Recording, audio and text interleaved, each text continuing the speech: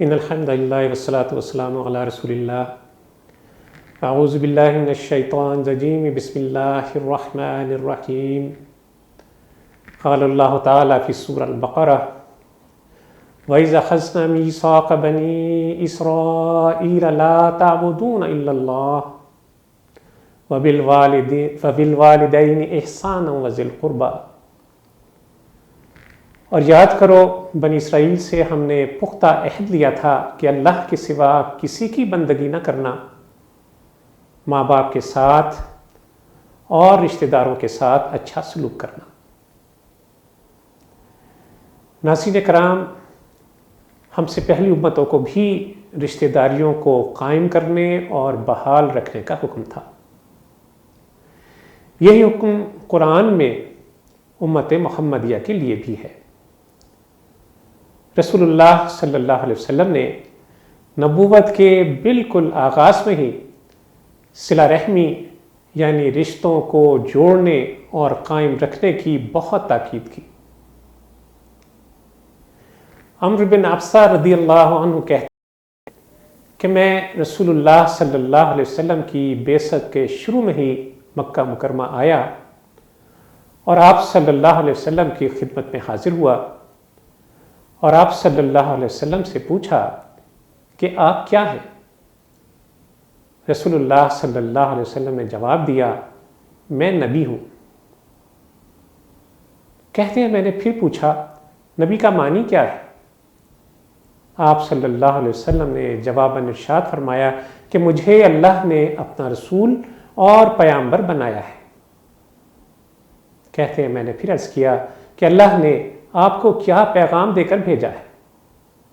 آپ صلی اللہ علیہ وسلم نے ارشاد فرمایا کہ مجھے میرے اللہ نے رشتوں کو جوڑنے، بتوں کو توڑنے اور اللہ کی توحید اور یکتائی کا پیغام دے کر بھیجا ہے۔ ابو سفیان ابھی ایمان نہیں لائے تھے، حالت کفر میں تھے۔ شہنشاہ روم ہرقل کے دربار میں موجود تھے۔ نبی صلی اللہ علیہ وسلم کی دعوت اسلام ہرقل کے دربار میں پہنچ چکی تھی۔ ہرقل نے ابو سفیان سے دریافت کیا کہ یہ صاحب جو نبوت کا دعویٰ کرتے ہیں یہ تمہیں کن باتوں کا حکم دیتے ہیں؟ ابو سفیان باوجود عہد کفر میں ہونے کے یہ کہنے پر مجبور ہو گئے کہ محمد صلی اللہ علیہ وسلم ہمیں کہتے ہیں کہ ایک اللہ کی عبادت کرو، اس کے ساتھ کسی کو شریک نہ ٹھہراؤ۔ وہ ہمیں حکم دیتے ہیں کہ نماز پڑھو، سچ بولو، عفت و پاک دامنی اختیار کرو اور رشتوں کو قائم رکھو۔ رسول اللہ صلی اللہ علیہ وسلم ہجرت کے بعد جب مدینہ منورہ تشریف لائے تو سب سے پہلے خطبے میں آپ صلی اللہ علیہ وسلم نے جن امور کی طرف توجہ دلائی ان میں صلہ رحمی بھی شامل تھی۔ عبداللہ ابن سلام رضی اللہ تعالیٰ عنہ بیان کرتے ہیں کہ جب رسول اللہ صلی اللہ علیہ وسلم مدینہ تشریف لائے تو لوگ آپ کے آس پاس جمع ہو گئے۔ آپ صلی اللہ علیہ وسلم نے ان سے خطاب فرمایا، یا ایھا الناس افشوا السلام، اطعموا الطعام، صلوا الارحام، صلوا والناس نیام، تدخلوا الجنۃ بالسلام۔ آپ صلی اللہ علیہ وسلم نے ان کو یہ تلقین فرمائی کہ لوگوں سلام کو پھیلاؤ، بھوکوں کو کھانا کھلاؤ، صلہ رحمی کرو، رشتوں کو جوڑو، راتوں کو نماز یعنی تہجد پڑھو جبکہ لوگ سو رہے ہوں۔ اس طرح کرو گے تو سلامتی کے ساتھ، آسانی کے ساتھ جنت میں داخل ہو جاؤ گے۔ ناظرین کرام، آج معاشرے میں عجب نفسا نفسی کا عالم ہے۔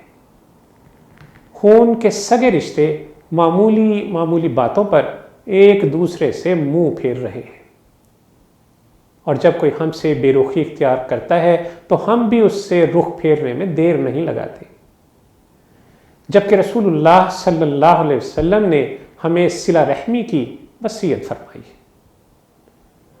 معجم کبیر طبرانی میں ابو ذر غفاری رضی اللہ تعالیٰ عنہ بیان کرتے ہیں کہ میرے خلیل صلی اللہ علیہ وسلم نے مجھے وصیت فرمائی کہ میں صلہ رحمی کروں، اگرچہ رشتہ دار میرے ساتھ بے رخی کا سلوک کیوں نہ کرے؟ ابو ہریرہ رضی اللہ تعالیٰ عنہ سے روایت ہے، ایک شخص نے کہا، اے اللہ کے رسول صلی اللہ علیہ وسلم، میرے بعض رشتہ دار ایسے ہیں کہ میں ان سے تعلق جوڑتا ہوں تو وہ مجھ سے توڑتے ہیں، میں ان کے ساتھ نیکی کرتا ہوں تو وہ میرے ساتھ برائی کرتے ہیں، میں ان کے ساتھ بردباری کے ساتھ پیش آتا ہوں تو وہ میرے ساتھ جہالتہ میں سلوک کرتے ہیں۔